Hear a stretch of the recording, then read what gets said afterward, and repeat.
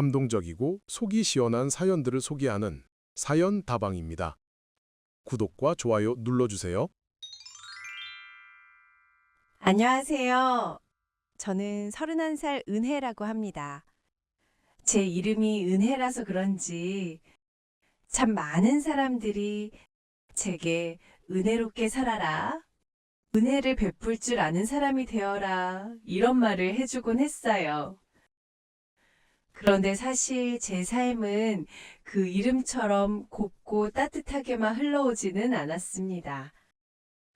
오히려 가난이라는 단어와 늘 함께였고 그 속에서 치열하게 버텨내며 자라왔죠. 제가 어릴 적 살던 집은요, 서울 외곽의 오래된 단칸방이었어요. 겨울이면 창문 틈으로 바람이 숭숭 들어와서 엄마가 비닐을 덧대고 테이프를 붙였던 기억이 아직도 선명합니다.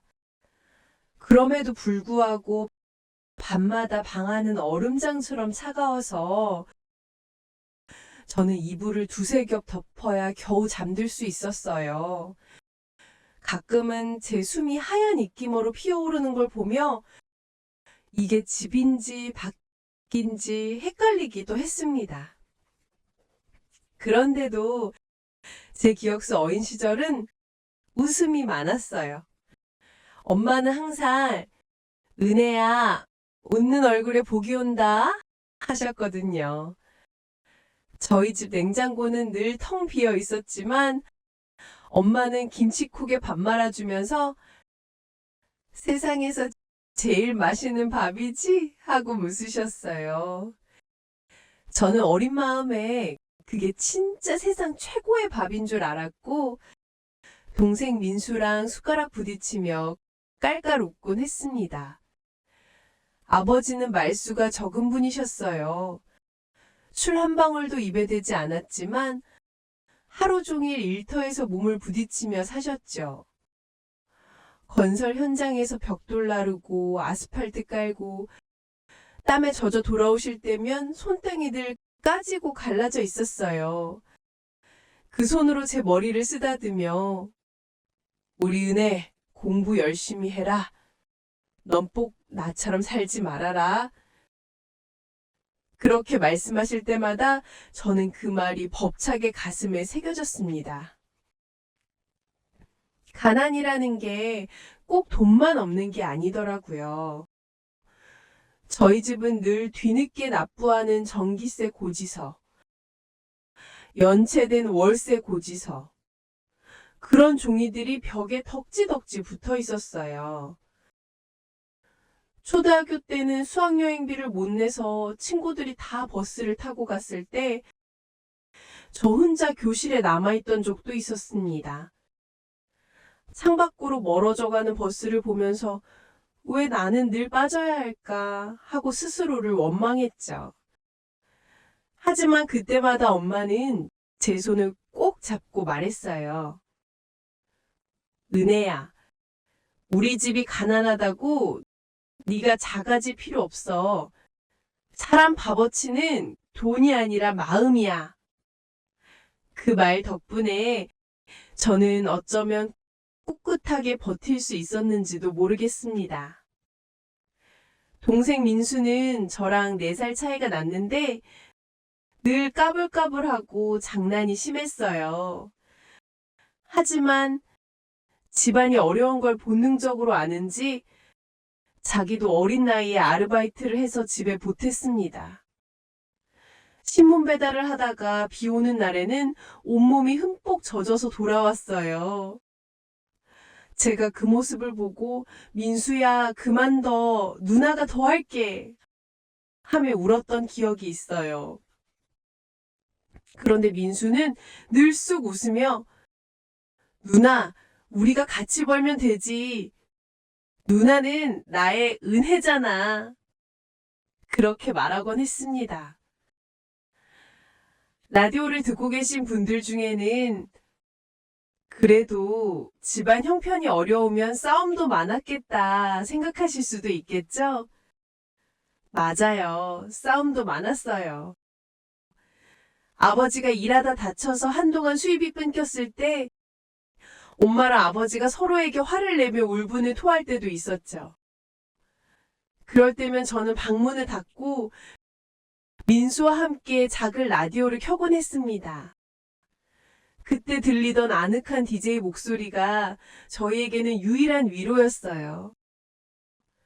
그 목소리를 들으며 저는 생각했어요.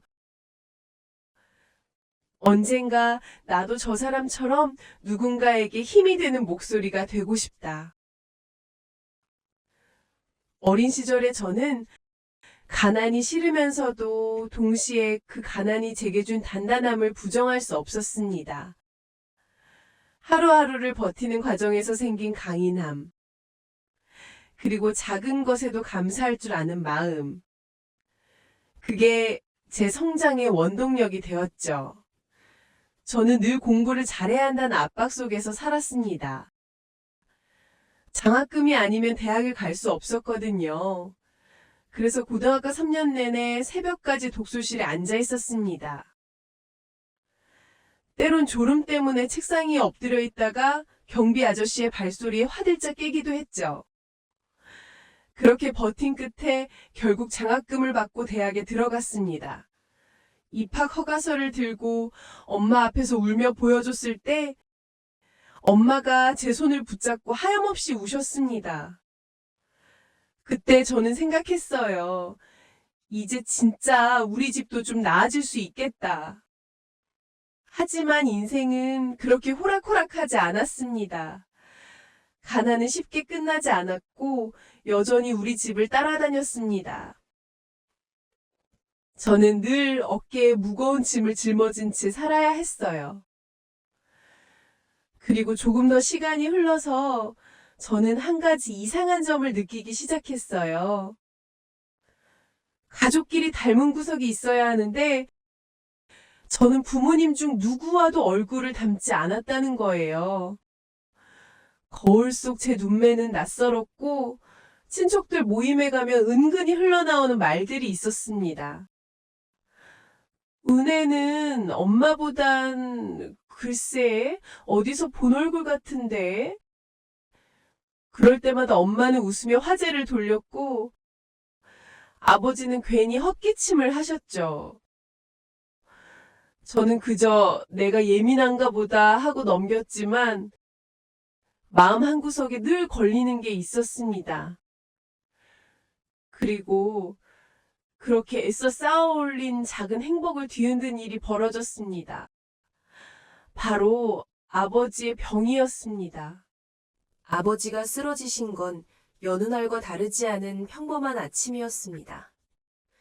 출근 준비를 하시던 아버지가 갑자기 거실 바닥에 주저앉으시더니 입술이 새파랗게 질리는 거예요.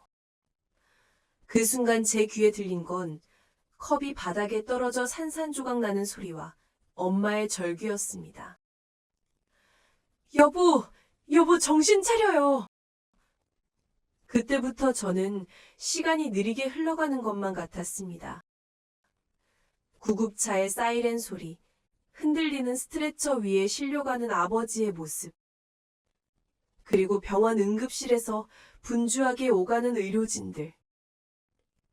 머릿속이 하얗게 비어버렸어요. 설마 아빠가, 라는 생각만 맴돌았습니다. 잠시 뒤 의사 선생님은 중대한 말을 꺼내셨습니다. 아버님은 급성 골수성 백혈병입니다. 조혈모세포 이식이 시급합니다.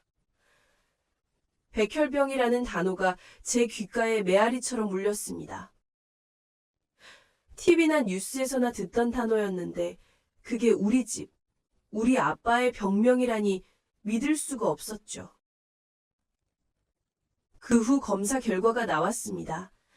가족 중에서 조혈모세포가 맞는 사람이 있어야만 이식을 할 수 있다고 했습니다. 저는 단 한순간도 망설이지 않았어요. 저 먼저 검사해 주세요. 아빠를 살릴 수 있다면 뭐든 할게요. 그런데 며칠 뒤 나온 결과는 믿을 수 없는 것이었습니다. 이은혜 씨, 유전자가 일치하지 않습니다. 순간 귀가 멍해졌어요. 저는 아빠의 딸인데 어떻게 유전자가 맞지 않을 수 있죠? 그때 의사 선생님의 눈빛이 잠시 머뭇거렸습니다. 마치 저보다 더 많은 걸 아는 것 같은 눈빛이었어요. 그리고 며칠 후 엄마가 울면서 제게 고백했습니다. 은혜야, 사실은 네가 우리 친딸은 아니란다. 그 순간 세상이 무너져 내렸습니다. 엄마의 말에 따르면 저는 아빠의 친형이 불의의 사고로 세상을 떠난 뒤 남겨진 아이였다고 했습니다. 피치 못할 사정으로 친부모가 저를 키울 수 없게 되었고 아빠와 엄마가 저를 가족으로 받아들여 키워주셨던 거예요. 그 사실을 처음 들었을 때 제 안에서 수많은 감정이 뒤섞였습니다. 내가 아빠의 친딸이 아니라고? 그럼 지금까지 내가 누린 사랑은 뭐였지? 나는 가족이 맞는 걸까? 며칠 동안 저는 방 안에서 나오지 않았습니다. 식구들의 눈을 마주치기가 두려웠고 제 존재 자체가 흔들리는 기분이었어요. 하지만 시간이 흐르면서 저는 아빠와 함께한 순간들을 떠올리기 시작했습니다. 제가 초등학교 때 수학여행비를 못 낸 걸 들키고 교실에서 울고 있을 때 아빠가 직접 학교로 오셔서 제 손을 잡아주셨던 기억. 고등학교 시절 밤 늦게 독서실에서 돌아올 때까지 밖에서 묵묵히 기다려주셨던 기억. 그리고 늘 제 머리를 쓰다듬으며 넌 꼭 나처럼 살진 말아라 하던 그 목소리. 그건 혈연과는 상관없는 진짜 아버지의 사랑이었어요. 그렇게 마음을 추스리고 있던 제 앞에 동생 민수가 나타났습니다. 민수는 검사 결과 아빠와 유전자가 일치했습니다. 의사 선생님이 결과지를 건네며 설명할 때 제 귀에는 일치한다는 말만 메아리처럼 울렸습니다. 그 순간 민수는 한치의 망설임도 없이 제 눈을 바라봤습니다. 누나, 이번엔 내 차례야. 평생 누나가 나 지켜줬잖아. 이번엔 내가 아빠 지켜야지. 민수의 목소리는 단단했고 떨림이 전혀 없었습니다. 오히려 당당하고 밝은 빛이 느껴졌습니다. 그 목소리를 듣는 순간 저는 가슴이 철렁했어요. 민수야, 네가 아직 젊잖아. 앞으로 해야 할 것도 많고 기증이 얼마나 힘든 건데 네가 다 감당하기엔 너무 무거워. 제 목소리는 이미 울음에 젖어 있었고 손끝은 덜덜 떨렸습니다. 그러자 민수가 제 손을 꼭 잡았습니다. 그의 손은 따뜻했지만 동시에 결심으로 단단히 굳어 있었어요. 누나, 우리가 얼마나 많은 은혜를 받으면서 살았는데 아빠가, 엄마가, 그리고 누나가 나 여기까지 오게 해준 거잖아. 나 그거 갚는 거라고 생각해. 이건 그냥 운명이 아니라 우리 집에 찾아온 기회일 수도 있어. 그 순간 저는 말문이 막혔습니다. 어린 시절 비 오는 새벽 신문 배달을 하고 젖은 채 웃으며 돌아오던 민수의 모습이 겹쳐 보였습니다. 늘 장난스러웠던 동생이었는데 지금은 어른스러운 결심으로 눈을 반짝이고 있었어요. 민수의 기증 절차가 하나하나 준비되는 동안 제 마음은 조금씩 무너져 내렸습니다. 낮에는 담담한 척했지만 밤이 되면 불안과 죄책감이 저를 덮쳤습니다. 나는 이 집의 진짜 가족이 아니야. 그래서 아빠에게 아무것도 해줄 수 없잖아. 결국은 민수가 다 떠안게 되는 거야. 그 생각이 밤마다 심장을 찌르듯 파고들었습니다. 아빠의 손길, 함께 웃었던 기억들이 순간마다 떠올라서 더욱 견디기 힘들었어요. 내가 친딸이었다면 내가 해낼 수 있었을 텐데. 이런 자기 부정이 꼬리에 꼬리를 물었습니다. 그러던 어느 날 엄마가 제 방으로 들어오셨습니다. 손에는 아직도 부엌에서 쓰던 앞치마가 묻어 있었고 눈가에는 벌써 눈물이 맺혀 있었습니다. 엄마는 제 앞에 앉아 제 손을 꼭 잡더니 떨리는 목소리로 말했습니다. 은혜야, 미안하다. 사실은 네게 언제 말해야 할지 몰라서 엄마가 너무 겁이 났어. 네가 상처받을까봐, 우리를 미워할까봐. 그래서 계속 미뤄왔는데, 은혜야, 네가 우리 가족이 변하지 않아. 피보다 진한 게 있단다. 우리가 함께 버텨온 날들이, 우리가 함께 웃고 울었던 시간이, 그게 가족이야. 그 말을 듣는 순간 제 눈물이 왈칵 쏟아졌습니다. 엄마의 손은 세월에 거칠고 따뜻했습니다. 그 손이 제 손을 덮는 순간 차갑게 얼어붙어 있던 제 마음이 조금씩 녹아내렸습니다. 엄마, 나 정말 괜찮아? 나도 이 가족의 딸 맞아? 제가 떨리는 목소리로 묻자 엄마는 단호하게 고개를 끄덕이며 말했습니다.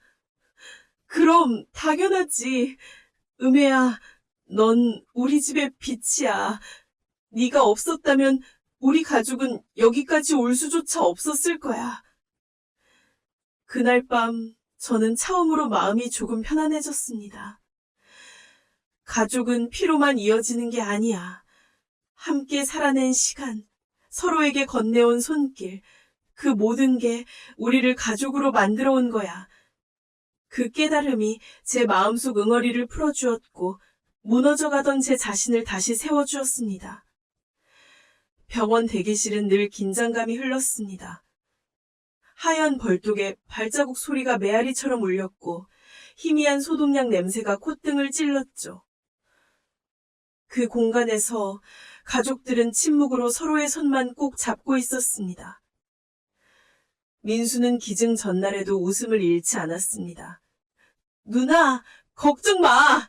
나 원래 겁도 없잖아. 아빠만 건강해지시면 돼.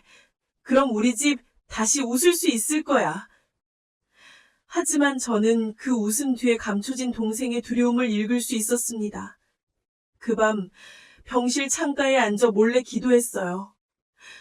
하나님, 제발 우리 동생, 우리 아빠 지켜주세요. 저 대신 고통을 짊어지는 민수한테 제발 은혜를 주세요. 드디어 기증날이 다가왔습니다.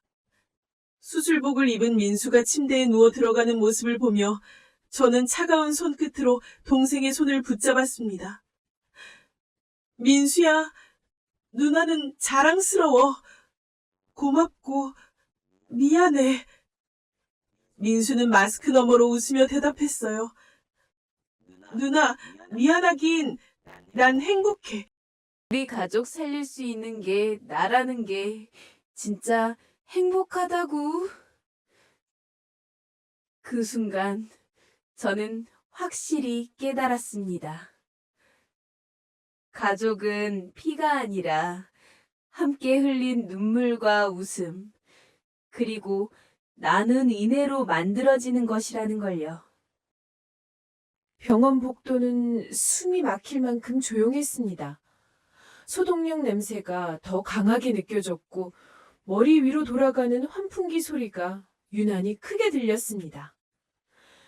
대기실 의자에 앉아 있는데 제 다리는 계속 떨려서 멈출 수가 없었어요. 엄마는 두 손을 모아 무릎 위에 올려놓고 끊임없이 중얼거리며 기도하고 계셨습니다. 아버지는 힘없이 병실 침대에 누워 계셨는데 기운 없는 목소리로 말씀하셨어요. 내가 내 자식한테 이런 고생을 시켜서야. 그 말이 제 가슴을 찔렀습니다. 저는 아버지 손을 붙잡고 눈물이 그렁그렁 맺힌 채로 말했습니다. 아빠, 그런 말씀 하지 마세요. 지금 중요한 건 우리 가족이 함께 있다는 거예요. 민수가 아빠 살리려고 나선 거 아빠가 그동안 우리 지켜주신 거랑 똑같아요. 하지만 제 안에선 두려움이 점점 커져갔습니다. 만약 민수에게 무슨 일이 생기면 어떡하지? 아빠는 살아나셔도. 내 동생을 잃을 수도 있잖아? 라는 그런 생각이 머릿속에서 떠나지 않았습니다. 수술은 몇 시간이나 이어졌습니다. 복도 벤치에 앉아 있다가 간호사가 잠시 나와 상황을 설명해 주었습니다. 기증자분은 아직 버티고 계십니다. 다만 통증이 심하실 거예요. 그 순간 제 심장이 철렁 내려앉았습니다. 버티고 있다는 표현이 얼마나 고통스러운 상황인지를 짐작하게 했거든요. 며칠 뒤 민수는 수술 후 회복실로 옮겨졌습니다. 그의 얼굴은 창백했고 입술은 바짝 말라 있었습니다. 링거줄이 팔이 여러 개 꽂혀 있었고 심장 모니터가 삑삑 소리를 내고 있었습니다. 저는 그 모습을 보는 순간 목이 꽉 막혀서 숨조차 쉬기 힘들었어요. 민수야, 괜찮아? 제가 떨리는 목소리로 묻자 민수가 힘겹게 웃으면서 대답했습니다. 누나, 아빠, 잘 될 거야. 내가 좀 아프면 되잖아. 이 정도는 괜찮아. 그 말을 들었지만 저는 괜찮지 않았습니다. 눈물이 멈추질 않았어요. 민수의 팔에는 멍이 가득했고 온몸이 고통이 휘감겨 있었는데도 그는 꾹 참고 있었습니다. 그 모습에 저는 차라리 제가 대신 아팠으면 좋겠다고 수백 번도 넘게 기도했습니다. 민수가 회복실에서 고통에 몸부림칠 때 제 마음속 깊은 곳에서 다시 가족 비밀이 떠올랐습니다. 나는 친딸이 아니니까 아빠를 위해 아무것도 못하잖아. 결국 내 자리를 대신 채워주는 건 민수야. 그 생각이 저를 짓눌렀습니다. 민수의 얼굴을 보면서도 고마움보다 죄책감이 더 크게 몰려왔습니다. 내가 진짜 딸이었다면 내가 아빠를 살릴 수 있을 텐데 왜 하필 나였을까? 왜 나는 태어날 때부터 빚지고 시작한 걸까? 밤마다 병실 구석에 앉아 있으면 그 생각 때문에 숨이 막혀왔어요. 침묵 속에서 들리는 건 심장 모니터에 삑삑거리는 소리뿐. 그게 마치 제 잘못을 지적하는 것 같았어요. 하지만 위기는 예상보다 훨씬 빨리, 훨씬 무겁게 찾아왔습니다. 민수의 몸에서 고열이 계속됐고 의사 선생님은 면역력이 급격히 떨어졌다고 했습니다. 합병증 위험이 크다는 말에 제 머리가 하얘졌습니다. 어떻게 된 거예요? 우리 민수 괜찮은 거 맞아요? 제가 다급하게 묻자 의사 선생님은 차분히 대답했지만 목소리 속에 긴장감이 묻어났습니다. 지금은 예우를 지켜봐야 합니다. 고비를 잘 넘겨야 합니다. 그 순간 저는 온몸이 덜덜 떨렸습니다. 손끝이 차가워지고 발밑이 꺼지는 기분이었습니다. 민수는 고통에 시달리면서도 간신히 눈을 뜨고 저를 바라보며 중얼거렸습니다. 누나, 울지 마. 아빠, 살아나실 거야. 난 괜찮아. 하지만 그의 눈빛은 괜찮지 않았습니다. 피곤에 지쳐 있었고 숨을 쉬는 것조차 힘겨워 보였어요. 저는 그의 손을 꼭 붙잡으며 울부짖듯 속삭였어요. 민수야, 제발 버텨. 네가 없으면 난 안 돼. 우리 가족도 안 돼. 그날 밤 저는 병원 옥상으로 올라갔습니다. 찬바람이 몰아쳤지만 제 가슴 속 뜨거움은 식지 않았습니다. 하늘을 향해 소리쳤습니다. 왜 하필 나예요? 왜 저는 아무것도 할 수 없는 건데요? 아빠는 피 한 방울 안 섞였다고 해도 제 삶의 전부인데 왜 전 아무것도 못해요? 차라리 제가 대신 아프면 안 돼요? 제발 민수는 살려주세요. 눈물이 얼굴을 타고 줄줄 흘러내렸습니다. 목이 쉬도록 울부짖어도 대답은 돌아오지 않았지만 이상하게도 그 순간 제 마음 어딘가에서 아빠의 목소리가 들려오는 것 같았어요. 은혜야, 내가 우리 딸이라는 건 피로 정해진 게 아니야. 우리가 함께 살아온 모든 날이 내가 내 딸이라는 증거야. 그 목소리에 저는 무너져 있던 마음을 다시 세워야 한다고 생각했습니다. 민수가 지금 목숨을 걸고 버티고 있는데 제가 죄책감에만 빠져 있으면 안 되는 거였어요. 며칠 뒤 민수의 고비가 조금씩 지나갔습니다. 밤마다 불덩어리처럼 달아오르던 열이 서서히 가라앉고 창백했던 얼굴에도 아주 옅은 혈색이 돌기 시작했습니다. 혈액 수치가 조금씩 안정세려 보이자 의료진은 여전히 신중했지만 이제 희망이 보입니다. 라는 말을 건넸습니다. 그 한마디가 제겐 기적처럼 들렸어요. 저는 그 순간을 놓치고 싶지 않아 민수의 곁으로 가가 귀에 대고 속삭였습니다.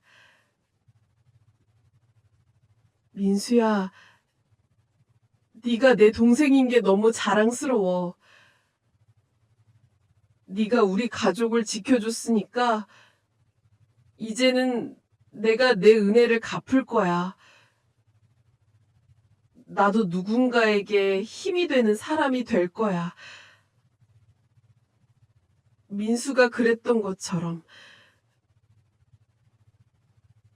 민수는 여전히 힘겨운 숨을 몰아쉬고 있었지만 제 목소리를 들었는지 눈꺼풀이 살짝 떨리더니 천천히 열렸습니다.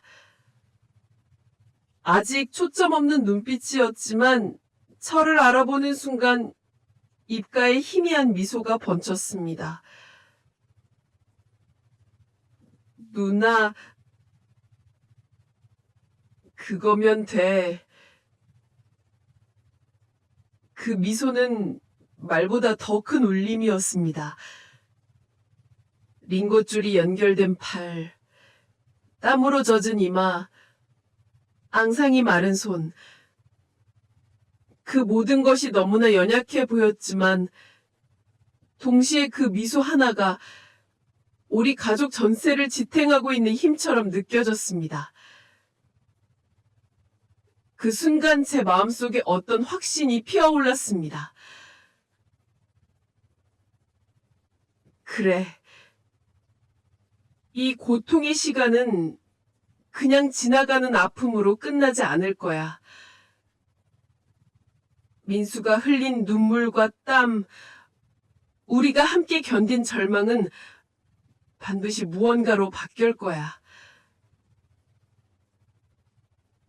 저는 알았습니다. 이 시간은 우리 가족을 더 단단하게 묶어주고 또 제 자신이 어떤 길을 걸어야 하는지를 알려주는 계기가 될 거라는 걸요. 그날 밤 저는 민수가 잠든 얼굴을 보며 오랫동안 손을 잡고 있었습니다. 그 작은 체온이 제 손끝으로 전해져 심장까지 따뜻하게 데워졌습니다. 창밖에서는 병원 불빛이 희미하게 반짝이고 있었는데 그 불빛조차 제게 새로운 길을 비추는 등불처럼 보였습니다. 민수야, 네가 보여준 용기 덕분에 누나는 이제 알았어. 우리 삶은 받은 은혜를 지키고 또 다른 은혜로 돌려주는 거라는 걸. 이게 내 길이야.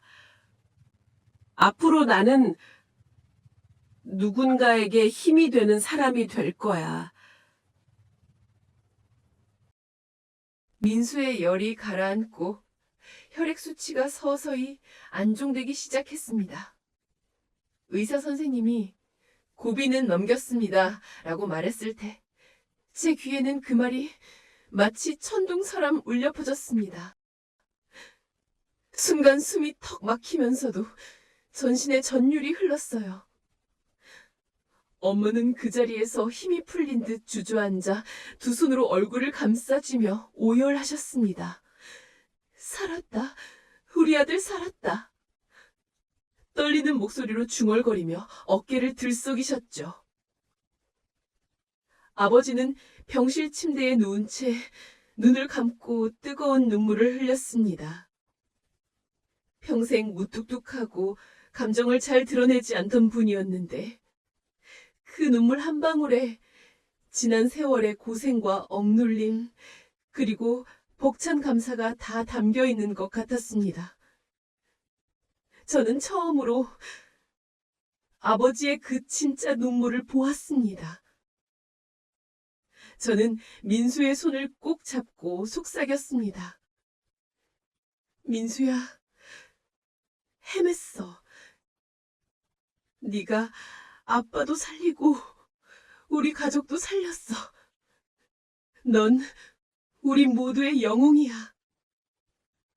민소는 힘겹게 눈꺼풀을 들어올리고 저를 바라보았습니다. 숨이 가쁘게 오르내렸지만 그의 입가에 작은 미소가 걸렸습니다. 누나, 우리 집 다시 웃을 수 있겠다. 그럼 된 거야. 그 말은 희미했지만 단단했습니다. 저는 그 순간 민수의 손등에 얼굴을 묻고 울었습니다. 뜨겁고 짠 눈물이 그의 손등을 적셨지만 민수는 미소를 잃지 않았습니다.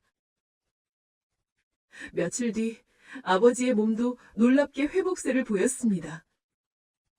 투병으로 뼈만 앙상하게 남았던 얼굴에 옅은 홍조가 돌아왔고 허약했던 발걸음도 보조기를 잡고 조금씩 움직이기 시작했습니다. 마치 걸음마를 다시 배우는 어린아이처럼 서툴고 느렸지만 그 한 발 한 발이 우리 가족에게는 기적이었습니다. 아버지는 제 손을 잡고 낮고 그러나 또렷하게 말씀하셨습니다. 은야야, 네가 우리 곁에 있어줘서 고맙다. 네가 피 한 방울 안 섞였다고 해서 달라지는 건 하나도 없어. 넌 내 인생에서 가장 큰 은혜야. 그 말은 제 마음속 깊이 내려앉아 있던 돌덩이를 녹여냈습니다. 내가 친딸이 아니라서 죄스럽다. 나는 이 집에 온전히 속하지 못한다는 불안이 눈 녹듯 사라졌습니다. 그제야 저는 알았습니다.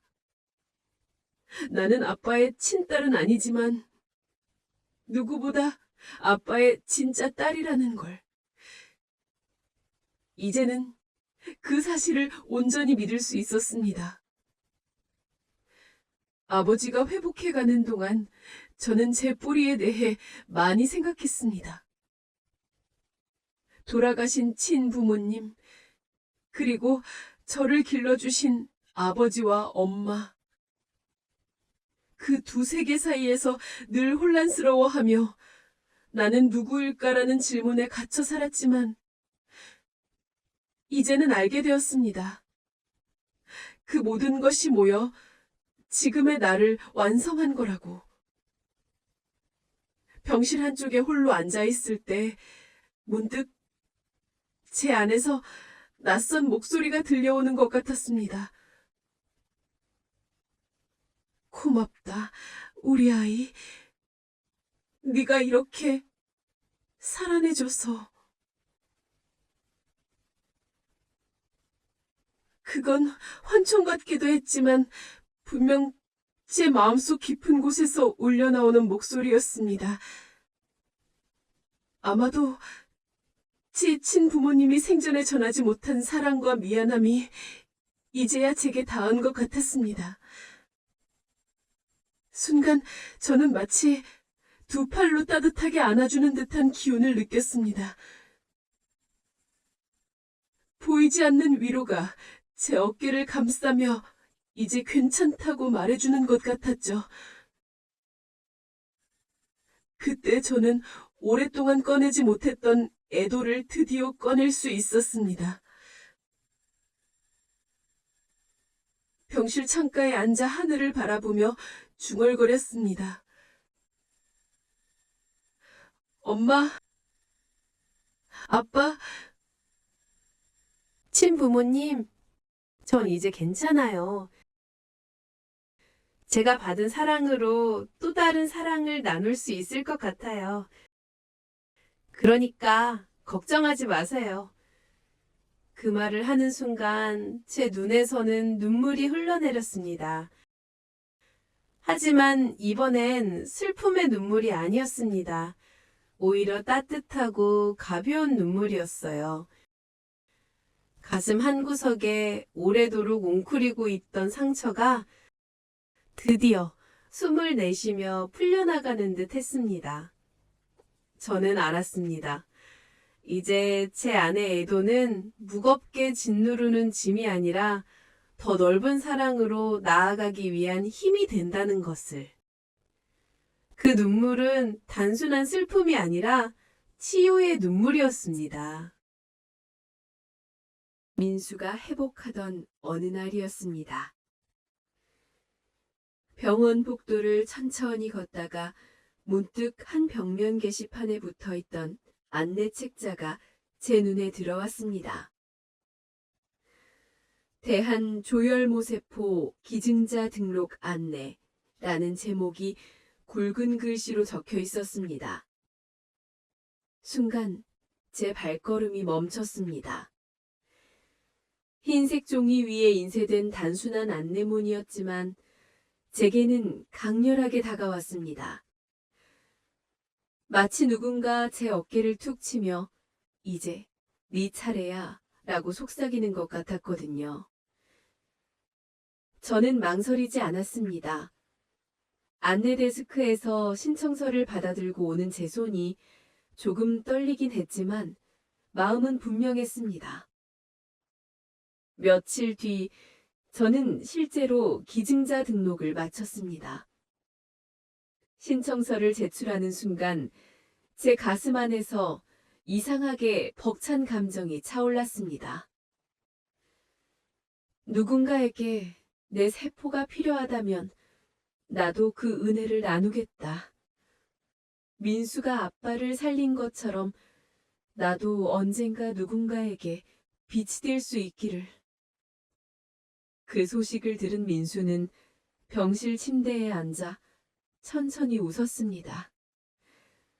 아직 창백한 얼굴이었지만 눈빛은 반짝였습니다.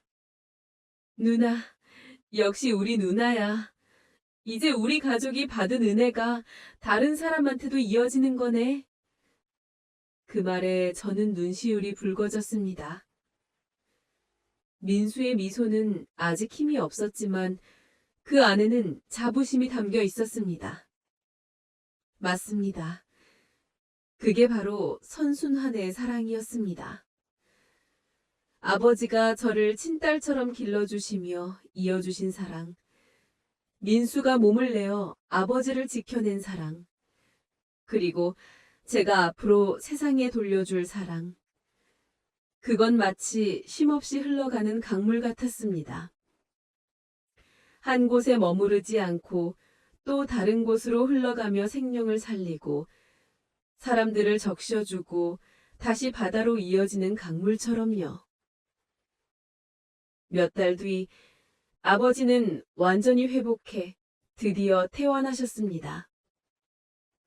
퇴원날 우리는 병원 로비에 모여 있었습니다. 휠체어 대신 스스로 발을 딛고 일어선 아버지가 가족 앞에 섰습니다. 수척했던 모습 대신 얼굴에는 건강한 빛이 돌아 있었고 두 눈에는 눈물이 고여 있었습니다. 아버지는 가족을 하나하나 바라보다가 떨리는 목소리로 말씀하셨습니다. 나는 늘 빚진 마음으로 살았다. 은혜를 키우면서도 민수가 아빠 살리겠다고 나서면서도 늘 내가 부족한 아버지 같았다. 하지만 이제 깨달았다. 우리가 살아가는 건 서로에게 받은 은혜 덕분이란 걸. 은혜야, 민수야, 그리고 네 엄마까지 고맙다. 이제 우리 웃으면서 살자. 그 말이 끝나자 순간 정적이 흘렀습니다. 모두가 울컥했지만 곧 엄마가 손주건으로 눈물을 훔치며 크게 웃으셨습니다. 그 웃음소리가 신호탄이 된 듯 민수도 배시시 웃었고 저도 울면서 웃음을 터뜨렸습니다. 마지막으로 아버지까지 목소리를 내 웃으셨습니다. 낮고 묵직한 웃음이 병원 복도를 울렸습니다. 그 웃음은 단순한 소리가 아니었습니다. 수개월 동안 병실에 가득했던 소독약 냄새와 긴장, 무거운 침묵을 한순간에 몰아내는 힘이 있었습니다. 마치 지난 시간의 눈물과 두려움, 고통이 한꺼번에 씻겨 내려가는 것 같았습니다. 그날 병원 복도에 울려 퍼진 건 단순한 웃음이 아니라 다시 살아난 우리 가족이 노래 같았습니다. 그 후로 저는 삶을 대하는 태도가 완전히 달라졌습니다. 예전엔 거울을 볼 때마다 나는 누구의 딸일까? 라는 질문이 발목을 잡았지만 이제는 더 이상 제 출생의 비밀 때문에 흔들리지 않습니다. 이제는 분명히 알게 되었거든요. 내가 누구의 피를 물려받았느냐보다 중요한 건 내가 어떤 마음을 나누며 살아가는가라는 걸요. 그래서 저는 지금도 조혈모세포 기증 캠페인에 꾸준히 참여하고 있습니다. 거리에서 홍보 부스를 지키며 시민들에게 기증 등록 절차를 안내하기도 하고 환자 가족들과 함께 걷는 희망 걷기 행사에 나서기도 합니다. 가끔은 강연장 무대에 서서 제 이야기를 직접 전하기도 합니다. 강연장에서는 언제나 순간이 찾아옵니다. 조용히 제 이야기를 듣던 사람들이 어느새 눈시울이 붉어지고 손주건으로 눈물을 훔치며 고개를 끄덕이는 순간 말이죠. 그럴 때면 저는 마음속 깊이 따뜻한 기운이 올라오는 걸 느낍니다. 그래, 내가 겪은 아픔과 치유가 누군가에게 힘이 되고 있구나. 내 이야기가 또 다른 사랑을 불러오고 있구나. 그 자리에서 저는 늘 같은 말을 전합니다. 가족은 피가 아니라 서로에게 베푸는 은혜와 사랑으로 만들어지는 겁니다. 그리고 그 사랑은 반드시 선순환되어 돌아옵니다. 그 말을 할 때마다 청중 속에서 작게 맞아 하는 속삭임이 들리곤 합니다. 그 작은 공감의 울림이 제게는 세상에서 가장 큰 박수처럼 들립니다. 라디오를 듣고 계신 여러분, 저 은혜는 오늘도 이 사연을 나누면서 다시 한번 다짐합니다. 가난했던 어린 시절도, 출생의 비밀로 흔들리던 정체성도, 아버지와 민수를 잃을까 두려워 잠 못 이루던 위기도 이제는 모두 지나갔습니다. 남은 건 단 하나, 우리가 함께 나눴던 사랑과 은혜뿐입니다.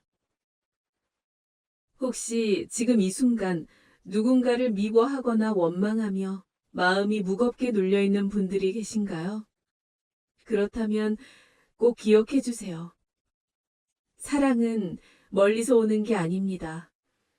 이미 내 곁에서 흘러가고 있고, 때로는 내가 미처 깨닫지 못한 순간에도 누군가 내게 은혜를 나누고 있을지도 모릅니다.